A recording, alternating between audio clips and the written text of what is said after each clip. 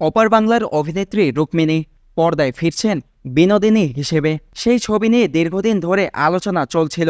আবার রুক্মিণী বিনোদিনী হিসেবে একেবারেই বেমানান এ কথা প্রকাশ্যে বলেছিলেন টলিউডের অভিনেত্রীর সঙ্গে আরও অনেকেই। ট্রেলার মুক্তির পরে দেখা গেছে ওম সাহানির সঙ্গে রুক্মিণীর একটি অন্তরঙ্গ মুহূর্ত, আর সেই দৃশ্য নিয়ে মূলত সমালোচনা। এমন একটি দৃশ্যে অভিনয় করা নিতান্তই সহজ কাজ না।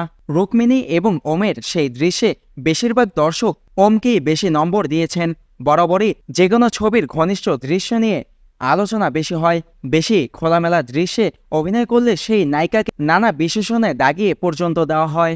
এবারও সেটা ব্যতিক্রম নয়। এবার দর্শক প্রশ্ন তুলেছেন এই দৃশ্য নিয়ে নয়, বরং রুক্মিণীর অভিনয় দক্ষতা প্রসঙ্গে।